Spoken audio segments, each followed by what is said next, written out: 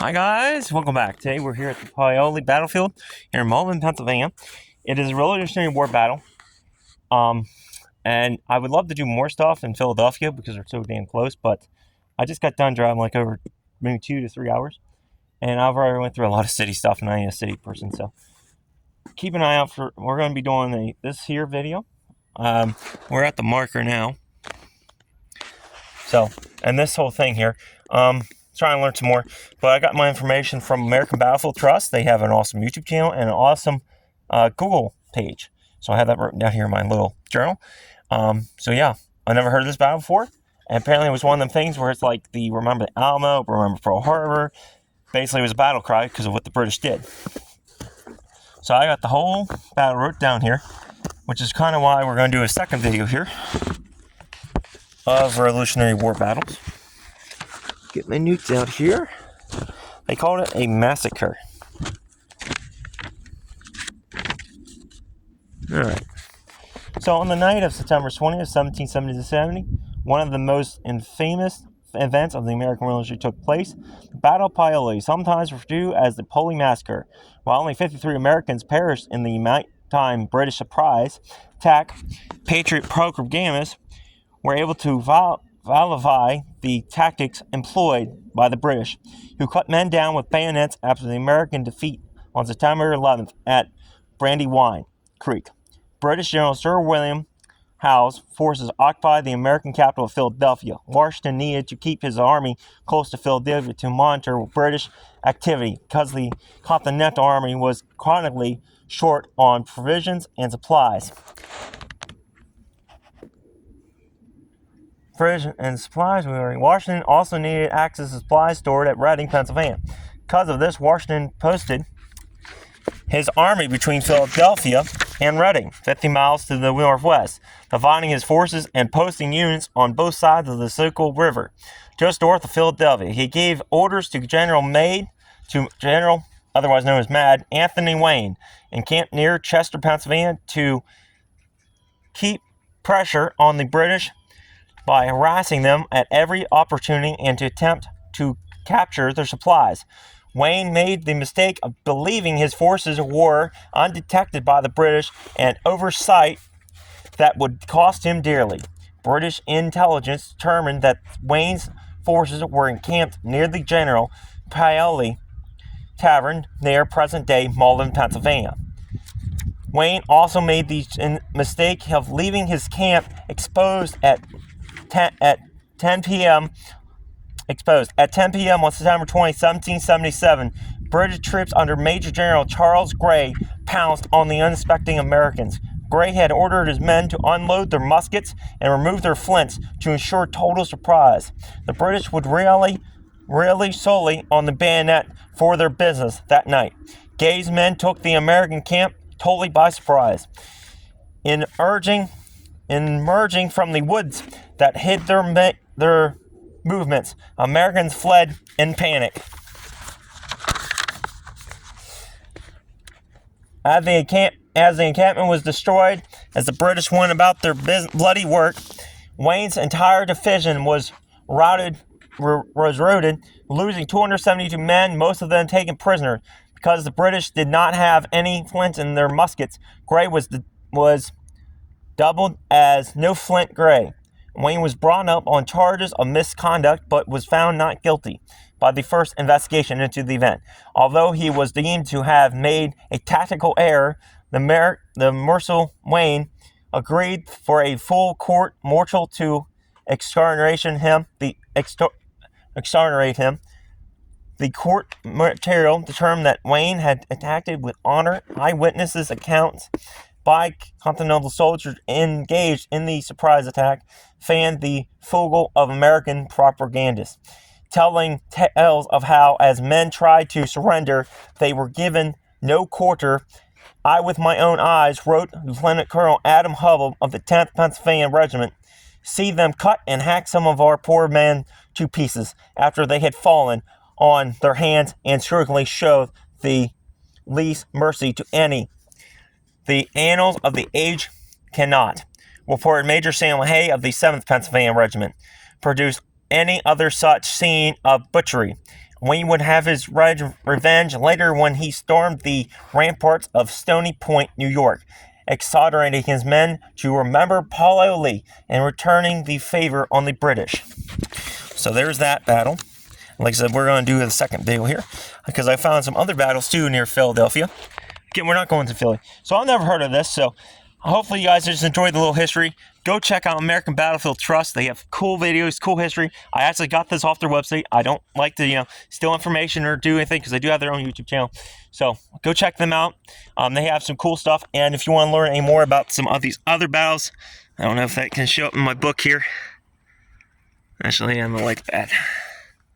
All right, might be better. But yeah, there are some other battles we're going to just quickly glance over in the next video. We'll walk around, but as you can see here must have been the encampment.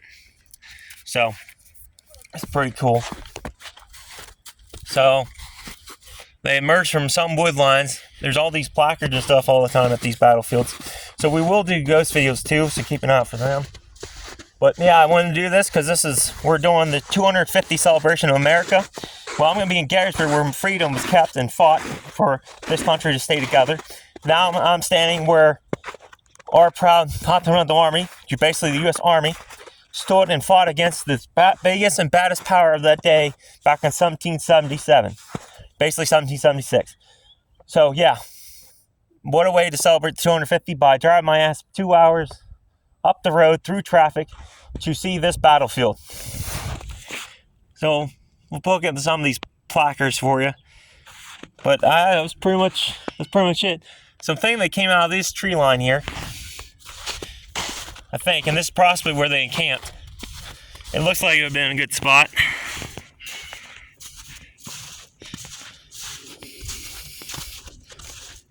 But yeah, that's crazy. I believe it said like 55 men perished.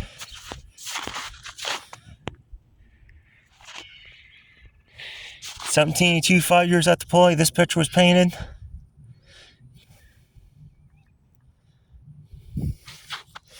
So it's pretty cool.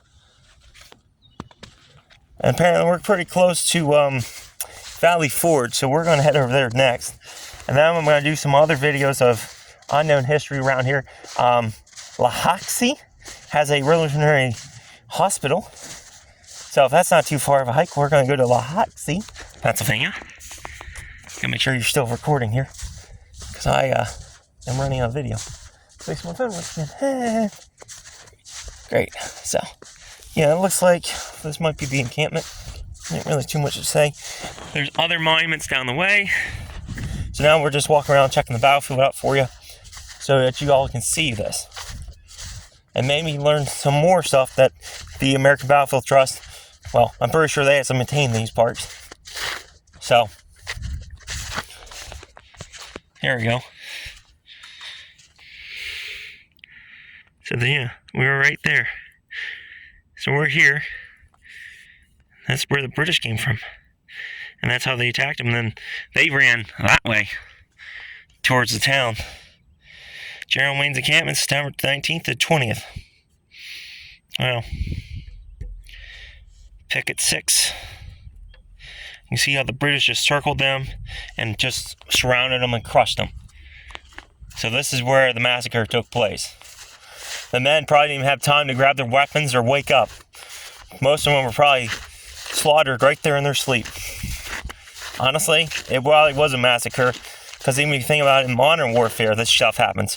You're jacked up on adrenaline. I'm not saying every soldier is a murderer, but you're just jacked up on adrenaline. You're doing off instinct. You're not going to stop your business if someone throws up their hand. You're just in the mood sometimes, I believe. And I could see how it could happen. You're just, and you would slaughter someone who's surrendering easily. So I doubt that the Americans could have been very well able to fight back. Losing will and crashing into a gap in the fence line, blocking the troops' evacuation route.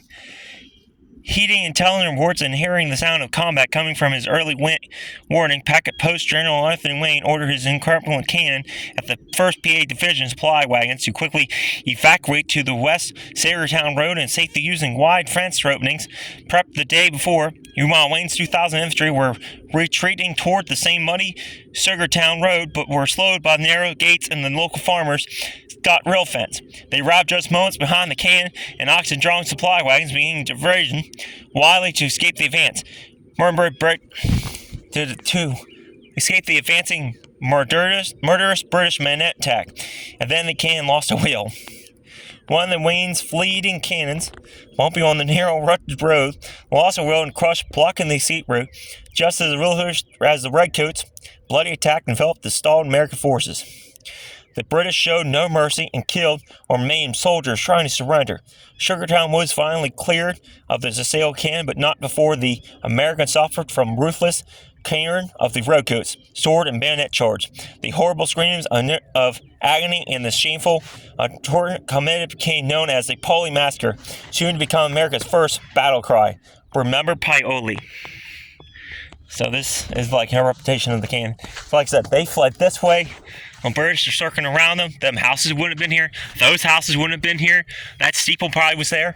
But they were encircling this army, crushing them as they came in, chacking them with bayonets. So this is the field that men died on. I believe they said like 55 American patriots lost their life on this field. Think about that. 55 American patriots lost their lives. And I don't know if there was any other videos from American Battlefield Trust about this, or if anybody else has ever talked about this battle. Because I know the Revolutionary War had so many battles, just like the Civil War, just like the, every war before that. But that's kind of thing.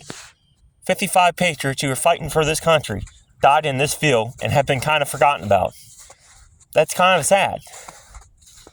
We're coming up on the 250 of American celebration, and the men died fighting for this country and have been forgotten about in textbooks and in history in general.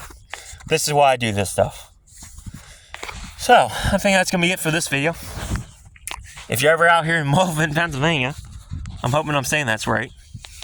Melvin, Pennsylvania, maybe? Come check out this park.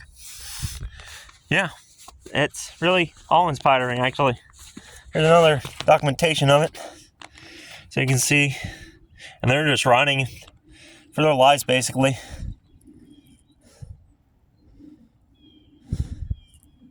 It says, now you're facing west toward the direction of Wayne's retreat. A disabled cannon blocked the Americans.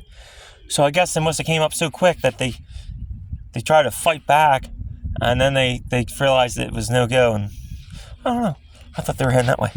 Anyhow, come here, check all this stuff. We're gonna walk around, check it out ourselves. But I don't want to keep you all waiting.